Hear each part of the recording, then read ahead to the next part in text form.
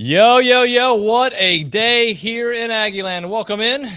The Aggies win a game by 17 points on a day the offense does not score a freaking touchdown. That's all right. They win 20-3. Welcome to the TexAgs post-game wrap brought to you by Higginbotham Insurance. Here's our stuff about Higginbotham. You only think about insurance when you need it, but at Higginbotham, they think about your risk for you because they want you covered all year long. They start by listening and end with a custom solution that fits your needs and your budget. They do it all: car, home, health, business, employee, and insurance. They're at Higginbotham. They've got you covered out there. Higginbotham, a place that leads with value so that your value leads. Call Tyler Smith, 979-871-3162, or visit higginbotham.com. All right, guys, what a wonderful day. So we started off the day with the big-time commits saying, yeah, we're coming to Aggieland. Walter Nolan commits, Chris Marshall commits, and the Aggies do roll Auburn 20-3. How about Bo Nix? He could not handle that Aggie defense at all. They were spectacular today. You know, there's talk. Should they be wrecking crew? Should they not? It's a new era of football. So you're not going to be able to hold teams the way you used to be able to hold teams. I'm talking about the air raid days, of course, of U of H with Andre Ware, who was throwing the ball a lot. But the football all around was different there. This Aggie defense is a wrecking crew, and these players have been bringing it. A season of benchmarks so far, right? So obviously beating Alabama was huge for Jimbo, but also winning the state of Alabama, beating Alabama and Auburn. Now what you got to do? You got to go win at LSU, but you got to win at Ole Miss next weekend first before you can do that. A typical Jimbo game. Tight first half. You know, you left some points out there. You missed a field goal. You felt like you should have scored. It was close, close, close. And then in the fourth quarter, that defense demolishes. They were just worn down. And then obviously Spiller and Achane able to run the ball so effectively. And that's where the separation happened after. How about Zach Calzada? He gets hurt a lot of times, and not a lot of times. He's gotten hurt a couple big times this year, and he comes back even stronger. The shoulder today, obviously the game against Alabama with the knee, comes back stronger. So really proud of that kid, the way he played. So let's kind of go through the game. Then we'll bring in our guest, Brandon Leone's out there, Chris Taylor as well. We'll bring them in to the post-game wrap as we typically do. If you're joining us here on YouTube, Twitter, TexAgs.com, we appreciate you guys joining us. Let's get right into it. The first drive of the game for Auburn. They moved the ball for a couple plays, but then guess who? Tyree Johnson with the big sack. That guy is continuing his dominance. I think I saw the stat. I think OB may have tweeted this. Seven sacks in his last 4 games. It's pretty phenomenal out there. All right, the offense gets going. Jalen Watermeyer, some big plays, a 4th-and-1 conversion, sandwiched in, moves the ball to the 5. They have to settle for a field goal, though. They weren't able to get the touchdown, 3-0 Aggies. Auburn comes back with a 14-play drive, including 2 third-down conversions. Third downs were a big story in this one, but they missed the third down. Game tied at 3 after a field goal. Defense says, all right, let's bring it, guys. They bring it. And they turn it on after that. A&M's offense can't convert on a third down. They go 0-6 at that point. Seth Small misses the 42-yard field goal. Game stays tied at 3. Defense comes up big again. The Aggies with 0 third down conversions, though, for offense in the first half, which was obviously troublesome there in the first half. They convert and they move on. It's Auburn with Tank and Nix getting to the Auburn 16. But they would also miss a field goal. So now the game is all tied up. Zach is going to sling it over the top to Chappie. We talked about him during the show this week. They wanted to go over the top, and they were certainly able to get that. So they're moving. Anaya Smith with the big catch there to put them on the 4-yard line. But then just a lot of nonsense ensues. You would think they would get a touchdown here, but they get moved back to 4th-and-14. Calzada tries to make a play, but gets injured. 10-play drive, 68 yards. Seth Small field goal makes it 6-3. All right. Again, the defense. We talked about the defense all game long. They hold serve at 63-yard punt, but Blake Boast on the 12. Spiller picks up 23. Calzada comes back. He kind of scares us on his first throw, right? It was not a good throw, but then it fires it to Anaya Smith for 18. Seth Small hits another field goal. Now it's 9-3 Aggies. And how about that defensive touchdown? I mean, we talked about Peavy all game long, but he was in Bo Nix's head because the fumble happens. I don't know exactly what happened, but I think he felt the footsteps of Peavy. Michael Clemens picks it up, puts up the big score. They get the 2-point conversion, and they're up 17-3. And it was about to be 24-3. Achane, huge run, 68 yards, turns it into a big fumble, though, like a huge punt, I should say. Auburn ball, but then Damani makes them pay a 15-yard sack. And it's just not going to happen. Another field goal for the Aggies. They just dominate this game, 20-3. Think about this. This Aggie team that we have seen just get better and better after a little 2-week period where things weren't looking so good. They've beaten now, 13th ranked Auburn, number 1 at the time, Alabama, now number 2, and they're just getting better. Next week, going on the road to take on Ole Miss. So much to break down. Let's start off with Chris Taylor to join the show. Let me get my set all ready to roll. Sorry about that. CT, welcome to the show, my friend. We'll start things off. Where do we start? The defense, man. That's exactly where we start. What a dominating performance. Yeah, I'm an offensive guy, but man, what can you say about that defense today? I mean, those guys were flying around, they were all over the field. I mean, you always talk about Antonio Johnson. He seems like he's always around the football, but man, I thought that front four, they played really, really, really well today. And I mean, for an Auburn team that, they average, well over 100 yards rushing every game, to look in the fourth quarter and they only have 68 yards rushing. I thought the defense had a dominant performance. That I really fell in love with Edrin Cooper and thought he grew up today. And I thought the secondary played really well. But I mean, you look at Tyree Johnson, DeMarvin Leal, Jaden Peavy. Those guys they do what they do. Michael Clemens actually, they're getting the fumble recovery there at the in the second half and returning that thing for a touchdown. Man, the defense just played lights out. It was like it was as if, once the offense, was out and it showed it was going to be a defensive struggle, the defense said, you know what, we got you. And those guys really stepped up. They made plays. It was a little bit of a bend, don't break there in the first half. And you were a little nervous.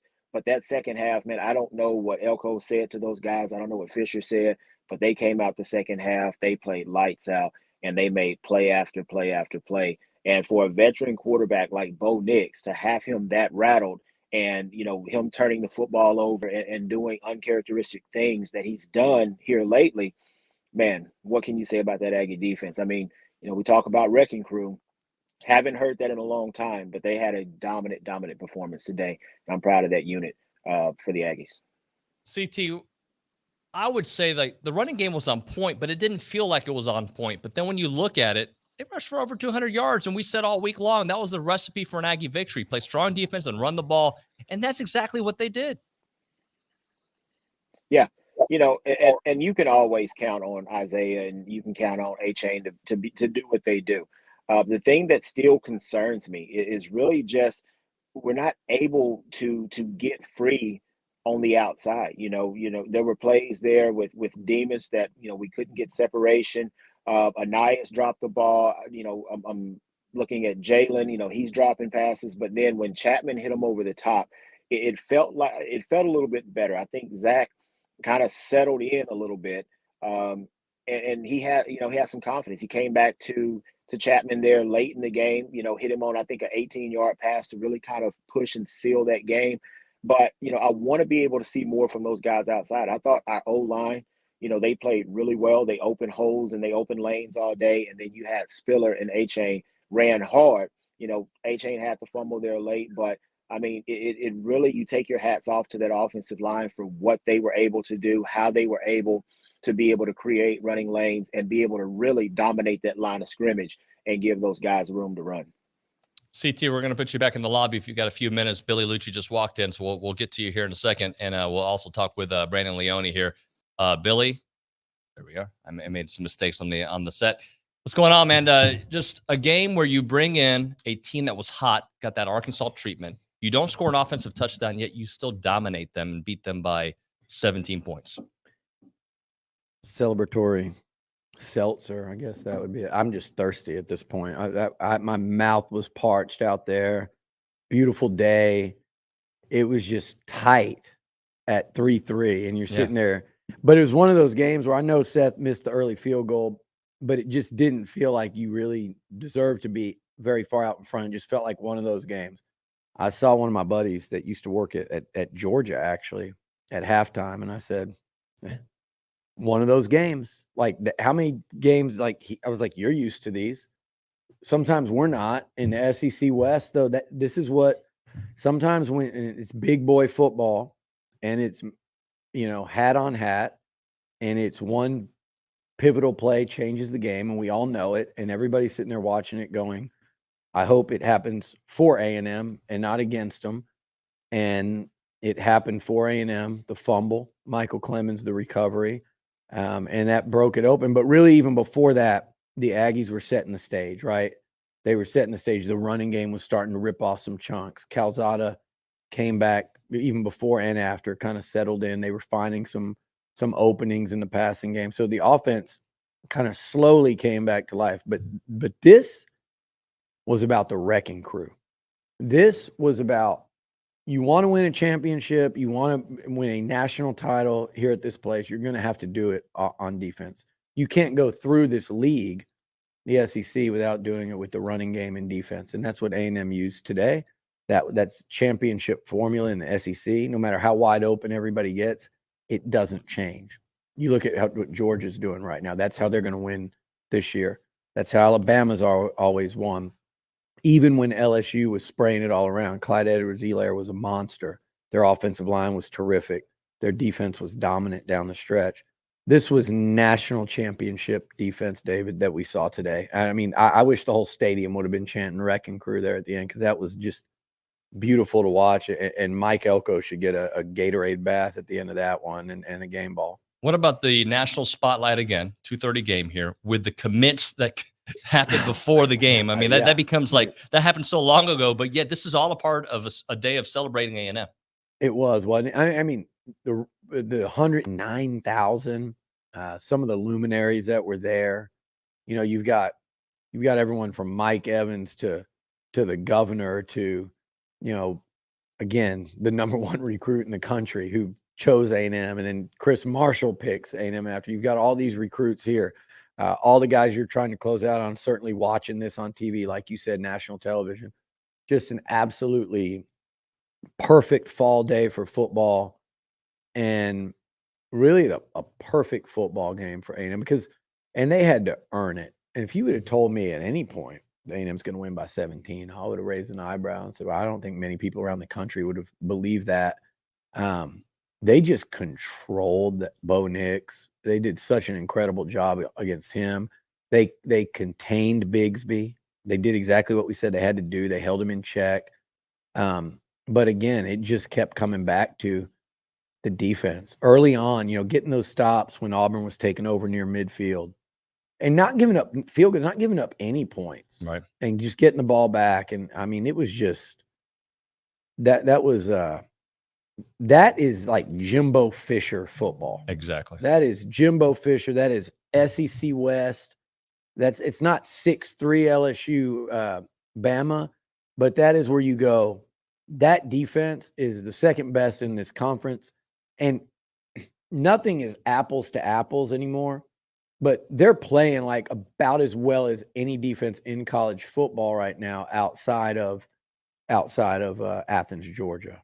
So what does this do for the national narrative? All right. Yeah. You've beaten Alabama, was number one, now they're number two. You defeat the media darlings that is Auburn now. After all the chaos that happened for those 2 weeks, now are they finally going to be on people's radars? Yeah, I think they have to be. I think they served notice today, and the manner in which they did it. You know, like I wouldn't have had a problem with 6-3.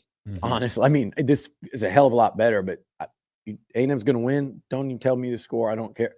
But the way they pulled away, a 17-0 second half, the absolutely dominant discrepancy in yardage, the way they were ripping off chunks of yards down the stretch, the way that A&M defense just choked out a really good, you know, like you said, they were the darlings in the SEC right then, but a red-hot quarterback. Look at the difference between Arkansas and this game. And what I mean is this: media darlings, red hot. Texas A&M comes in, and they're down 17, nothing like that. It's bad defense. Zach Calzada wasn't ready for the moment. They couldn't block. They couldn't run the ball. And it's 17-0, and that was that. Now you play a red-hot team that, by the way, is a lot better than Arkansas. And they also beat the brakes off of Arkansas in Fayetteville a couple weeks ago. That's part of this surge. And they come in here. Your defense from the get-go is wired up, dialed in, and they don't give an inch, because if they did, you'd have had a hard time winning this thing, because it took the offense a while to get to going. Then Calzada I mean, what a gutsy effort again by him. And if there's one word you have to keep coming back to with him, it is tough. He's tough. Gutsy as hell. And so he's so much different, so much better. The O-line, the running game, they wore down Auburn late. I mean, this is today versus that day, I think is a great example just to say, how far has this team come? I would say just look at these two results. All right, so tomorrow we'll do 30 minutes. Well, at least we'll do 30 minutes. We'll do the Luchador podcast. Yeah. So we'll have a lot more of this. But what a great Saturday here in College Station, my friend. What a Saturday for A&M. What a Saturday for Jimbo Fisher. I would love the commits. You just got a guy that I'm watching this defense today, and I'm looking at the recruits that are committed and the guys coming in, and I'm going, wow, it should only get better. Shocking to say. And by the way, I haven't been as happy for an A&M football player as I was for Michael Clemens scoring there. That was awesome. That's my guy, man. And I've just loved talking to him this fall, and for him to have a moment like that. He's 6 years in. Yeah. He had to basically go ask a junior college team if he could play for him. And he's scoring a defensive touchdown. He's on draft boards. Well, he's on everybody's draft, but he's moving up draft boards. And to have a moment like that as a defensive player at any point in time, but in a game like that in the second half, and you should have seen him now, the biggest smile on his face. It just feels good for all those guys, especially after what they've been through early this season, where it looked like, oh, where's this thing going to go? I was going to let you go, but I want you to touch on one thing. PV. Yeah. What a force. Goodness gracious. Dude. Bo Nix felt him coming. That's why he fumbled. Yeah.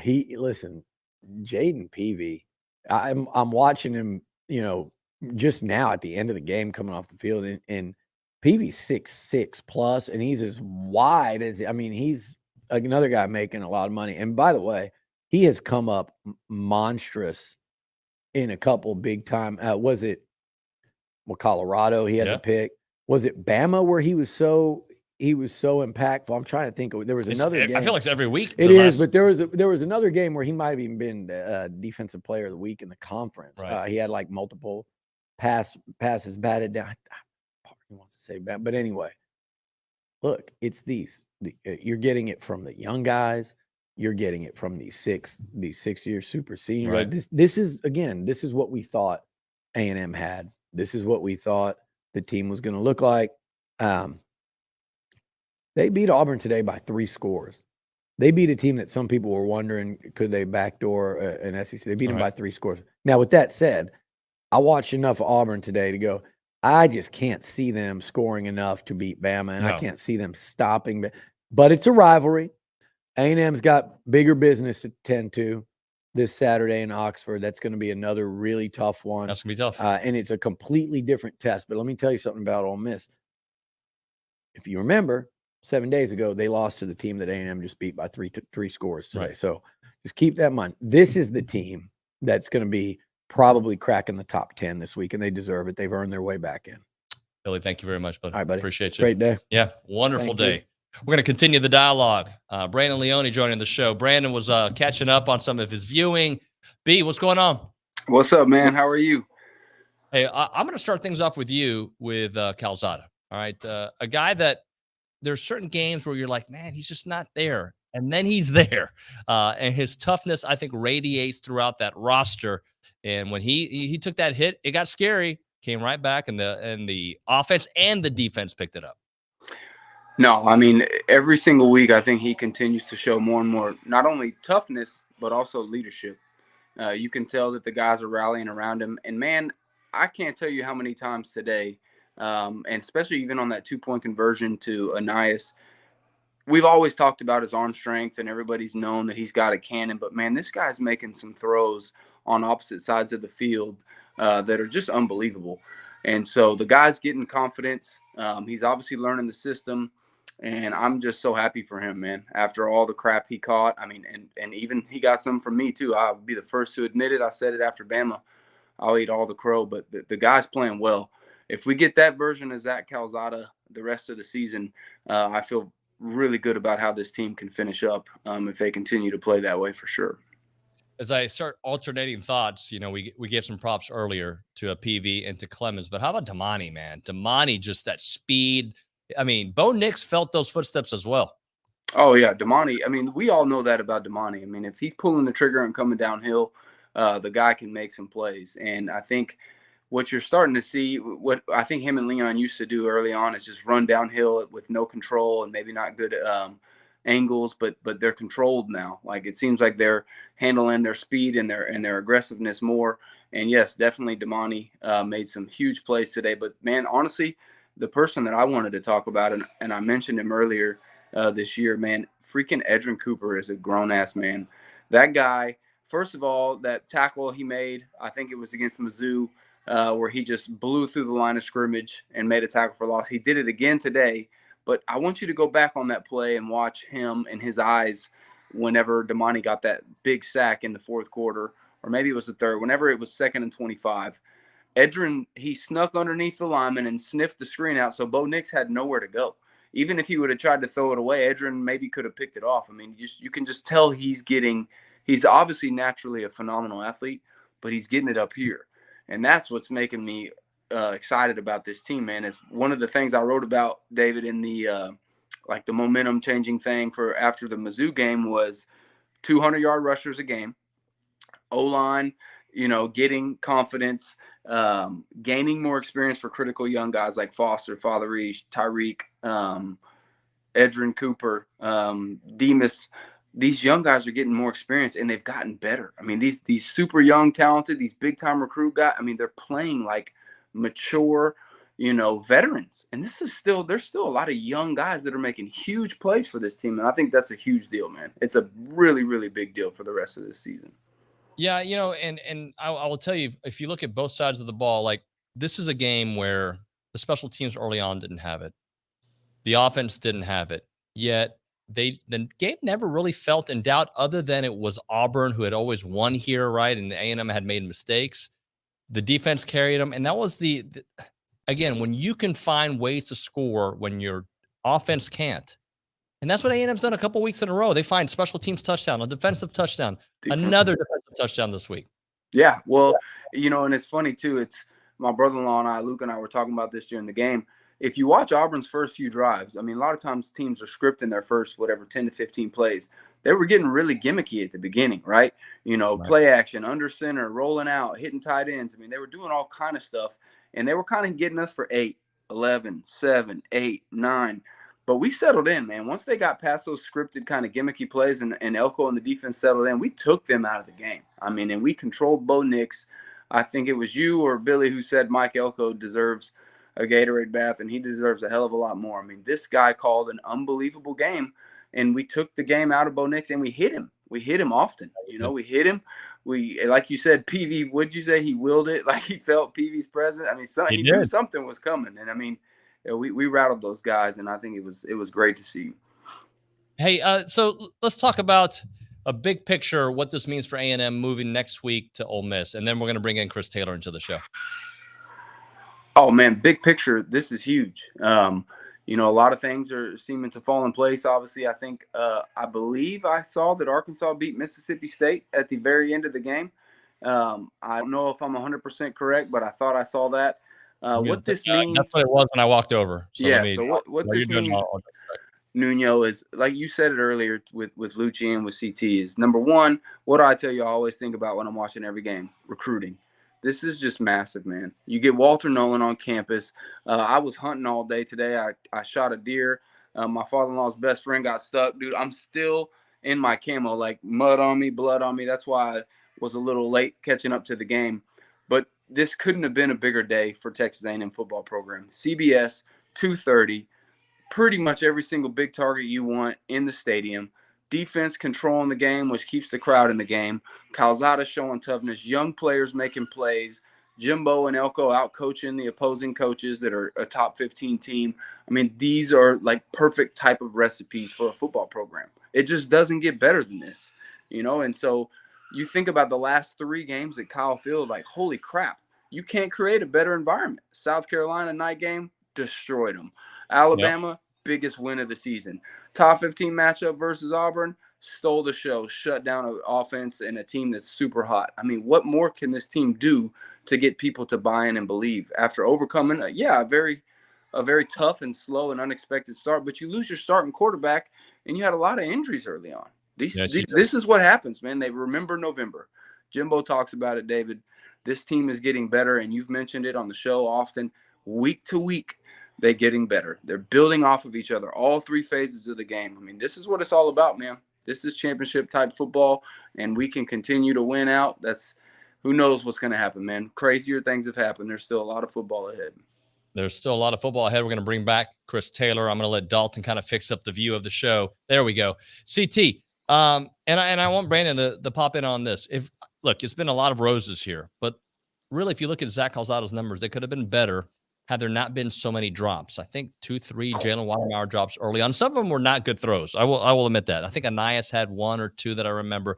There were some drops in this game. So, yes, the offense at times looked like it wasn't moving the ball, but some of it was self-inflicted. Yeah, and I hit on that a little bit earlier, just with, I've always said the stars have to shine bright when you have moments like this. And, Zach, I think the team feeds off of his toughness. The guy is a gamer. He's a competitor. And I think those guys feed off of him. And, you have your quarterback out there and he's playing, he's playing his guts out and he's playing hurt and he's playing through, bumps and bruises. And those guys feed off of that. And so, I do want to see our receivers, I want to see those guys be able to help him out, when he makes a throw and like Brandon said, I was critical of Zach, during that Arkansas and that Mississippi State game, but he has shown that toughness. You go out and you beat the number 1 team in the country at the time. You have big games coming back with South Carolina, you win a game with Missouri. And then I think what I'm most proud of with this team, you take the week off, but you don't take a step back. I mean, you prepare and you do the things that you're supposed to do when you want to be a championship football team. And, the biggest thing is those guys just have to help Zach out. They've got to make those routine catches, but they also have to make the catches that they're not supposed to. So, if I know Jimbo, he'll get that stuff cleaned up. Those guys will go back to work.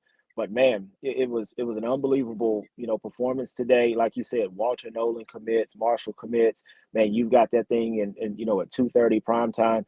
Man, I love the trajectory of this program. I love where the program is headed, and I just love what Jimbo's doing to build the confidence and build his fan base and trusting in what he's got going on. Brandon, I'll bring this stat up to you. I was alerted to during the game that Auburn had averaged 7 tackles for loss per game. They had 4 in this game, 3 in the first half, 1 in the second half. That A&M offense, even though there was times it wasn't moving, when you got Anias and you've got Isaiah and you obviously got A-Chain, those guys are hard to take down, and these guys continue to move forward. It just, I think it spoke highly about the way this team does not give up on plays, especially offensively. No, they don't give up on plays. And listen, we talk about it all the time. I know y'all will agree with this because Jimbo and this staff recruits to this. This is a line of scrimmage football league. All right. And you talked about, the 7 tackles for loss a game and we held them to 4. Listen to this stat. We averaged like 6.4 yards a carry, and I think they averaged 2.7 yards a carry. So if you're running 200 yards a game and you're holding the other team to under 100 and you're creating 2 turnovers, that's a recipe for winning football games.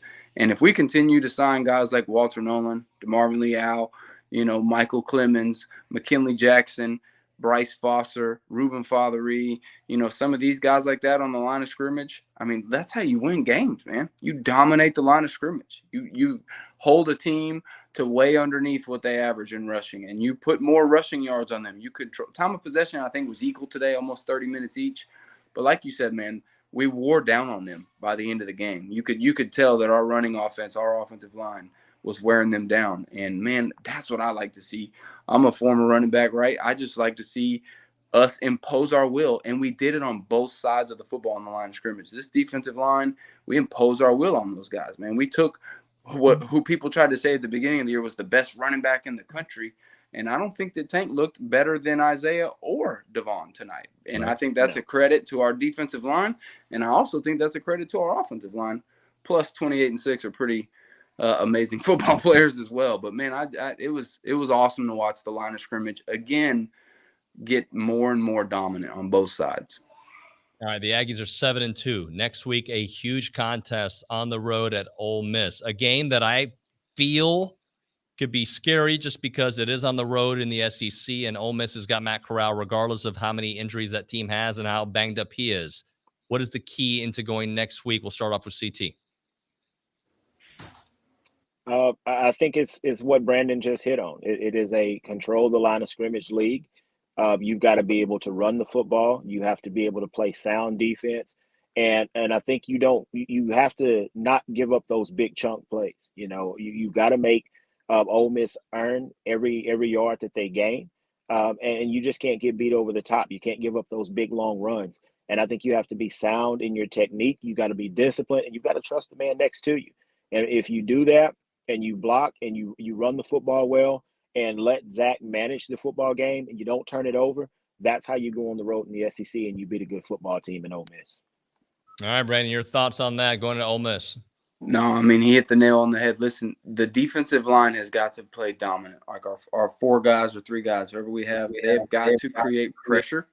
I think our third down offense has got to be significantly better. We've got to convert on third down and get off the field. We had a couple drops. We missed some huge first downs. So I think we got to convert more on offense on third down. And then, man, at the end of the day, be tough. If you do what you've done the last 3 weeks, run for 200 yards, create 2 turnovers, and be physical on the line of scrimmage and dominant and pose your will. I mean, that's the ticket.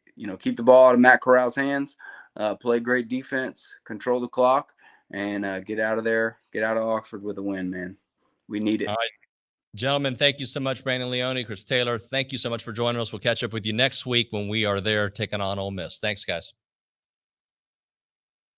All right, appreciate them here joining the show. All right, so some closing thoughts. They win 20-3, no offensive touchdown. They've got to score some touchdowns next week on the road, but this defense is no joke. Jimbo has got this team where a 10-win season is very possible.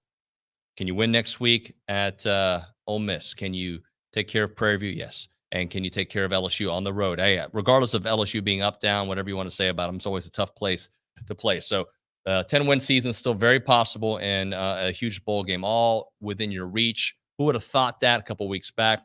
A game where your defense dominates the way we expected them to. They did it. They win 20-3 over Auburn, and that'll do it here for the TexAgs post-game wrap, brought to you by Higginbotham Insurance.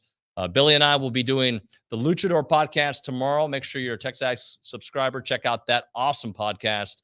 And then, of course, OB and myself will be doing the show Monday morning right here from TexAgs Studios. We appreciate you guys watching. We'll catch up with you tomorrow.